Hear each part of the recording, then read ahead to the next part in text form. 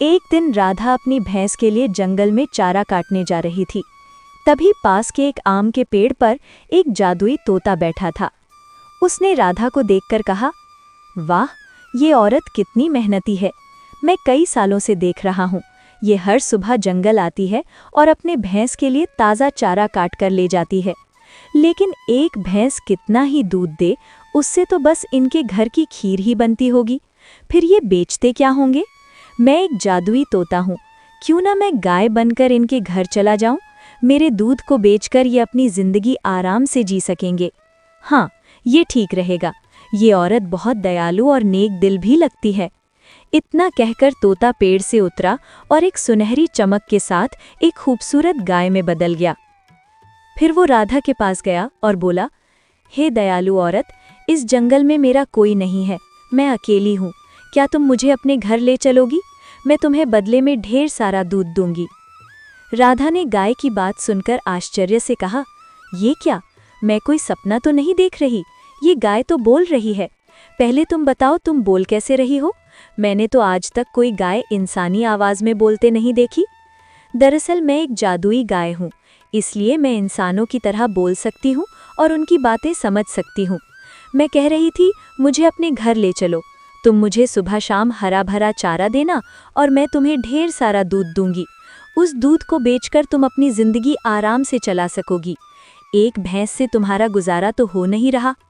राधा ये सुनकर बहुत खुश हुई और बोली, अरे जादुई गाय, तुम सच कह रही हो? अगर ऐसा हुआ तो हमारी सारी मुश्किलें खत्म हो जाएंगी।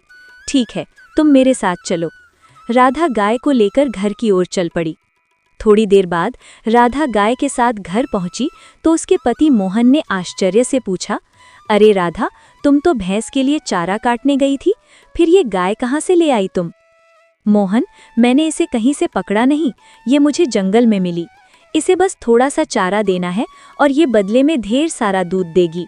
एक भैंस से हमारा गुजारा नहीं हो रहा था, अब इस गाय का दूध बेचकर हम अच्छे से जी सकेंगे।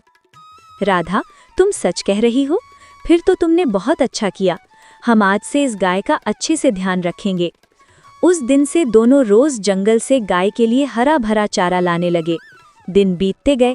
कुछ समय बाद मोहन गांव के मुखिया के पास रोज दूध देने जाने लगा। एक दिन उसका पड़ोसी किशन ये सब देखकर सोचने लगा, अरे, इसके पास तो एक ही भैंस थी, फिर ये रोज बाल्टी भरकर दूध कहाँ से ला रहा है? एक भैंस इतना दूध कैसी दे सकती है? जरूर कोई रहस्य है, मुझे जल्दी पता लगाना होगा।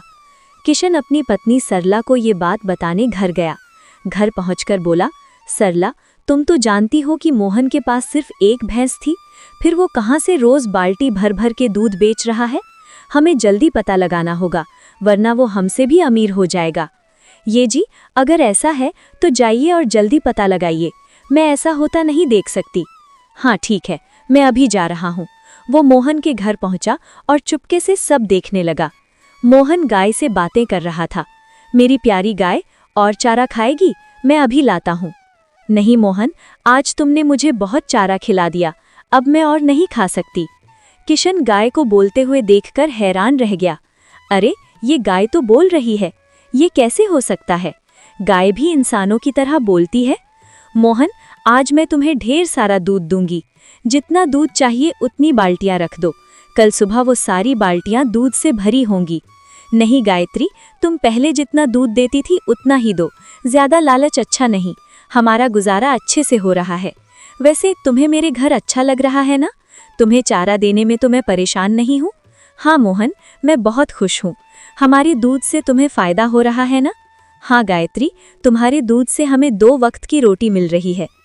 अच्छा, तो ये जादुई गाय है जो बाल्टी बाल्टी दूध देती है। मुझे जल्दी कुछ करना होगा।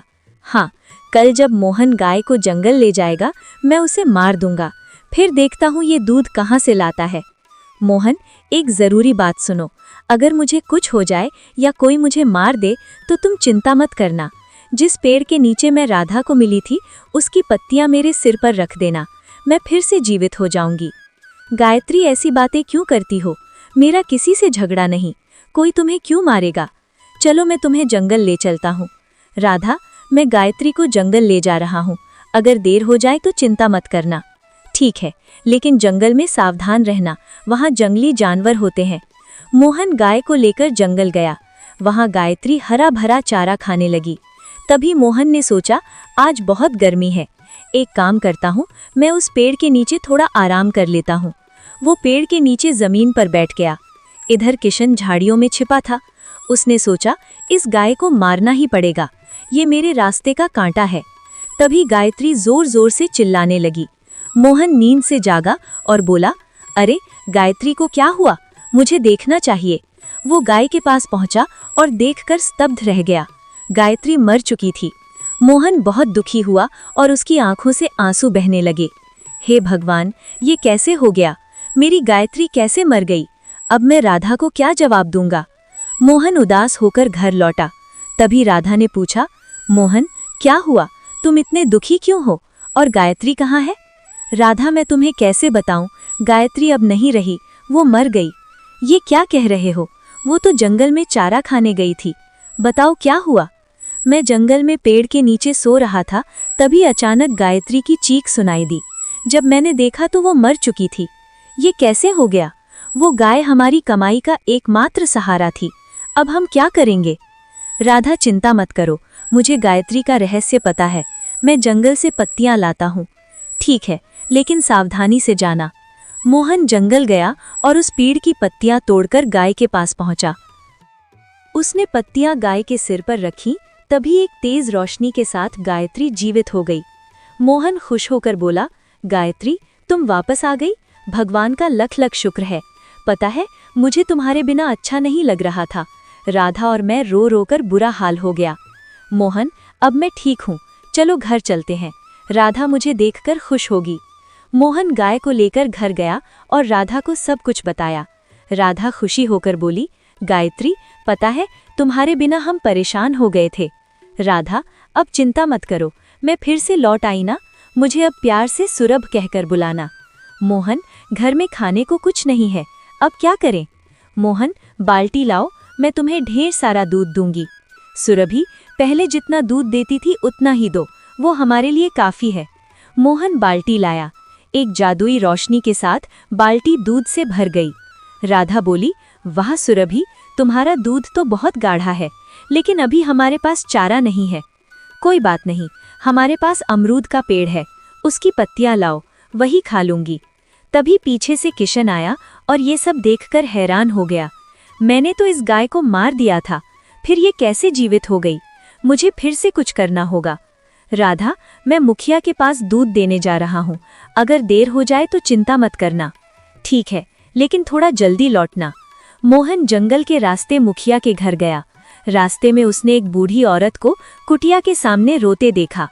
अरे अम्मा, आप रास्ते में बैठकर क्यों रो रही हैं? बेटा, मुझे 2 दिन से भूख लगी है, कुछ खाने को मिल जाए तो अच्छा होता। खाने के लिए कुछ तो नहीं है, लेकिन मेरे पास दूध है, आप इसे पी लो। बेटा, तुमने मेरी जान बचा ली, मेरे बेटे बहू मुझे छोड़कर चले गए। मोहन ने दूध का कुछ हिस्सा बूढ़ी माँ को दिया और बाकी लेकर मुखिया के पास गया। मुखिया जी, ये ताज़ा ताज़ा दूध लाया हूँ। मोहन, तुम कई दिन के बाद आया, कोई दिक्कत परेशानी थी क्या? हाँ मुखिया जी, मेरी गाय बीमार थी, लेकिन अब सब ठीक हो गया है। वो दूध देकर घर लौटा। कुछ दिन बीत गए। मोहन अब गरीबों की मदद करने लगा। किशन को ये देखकर बहुत जलन होने लगी। ये मोहन तो दूध बेचकर अमीर बनते जा रहा है, मुझे उसकी गाय को फिर से मारनी होगी। गांव में सुरभि के जादुई होने की बात फैल गई। मुखिया को भी पता चला। वो मोहन के घर गया और बोला, मोहन, मैंने सुना है तुम्हारी गाय बहुत खास है, क्या मैं उसे एक बार देख सकता हूँ? हाँ हाँ मुखिया जी, क्यों नहीं, आइए दिखा देता हूँ। वो मुखिया जी को गौशाला ले गया। मोहन, मुझे यकीन नहीं आ रहा, क्या ये गाय मेरे सामने दूध दे सकती है? हाँ क्यों नहीं, देखिए। उसने एक बाल्टी रखी और बोला, सुरभि, मुखिया जी को अपनी शक्ति दिखाओ। एक सुनहरी रोशनी के साथ बाल्टी दूध से भर गई। मुखिया लालच में आ गया और बोला, मोहन, ये गाय मुझे दे दो, मैं तुम्हें बहुत सारा धन दूंगा। नहीं मुखिया जी, ये गाय मैं नहीं बेच सकता। मुखिया ने गाय को छूने की कोशिश की, लेकिन उसके हाथ जलने लगे। मोहन, ये मुखिया गरीबों को लूटता है, आज मैं इसे सबक सिखाऊंगी। मुझे माफ कर दो, मैं ये गाय नहीं लूंगा। मुखिया जी, आपने गरीबों की जमीन छीनी है, उन्हें वापस कर दीजिए और माफी मांगिए। मुखिया को अपनी गलती का एहसास हुआ। उसने सबकी जमीन लौटाई और गरीबों की मदद शुरू की। मोहन, अब मेरा काम यहाँ पूरा हुआ, तुम अब खुशहाल हो। मैं किसी और गरीब की मदद करने जाऊंगी। सुरभि, तुमने हमारी जिंदगी बदल दी, ये एहसान जिंदगी भर नहीं भूलूंगी। सुरभि चली गई और मोहन और राधा खुशी खुशी रहने लगे।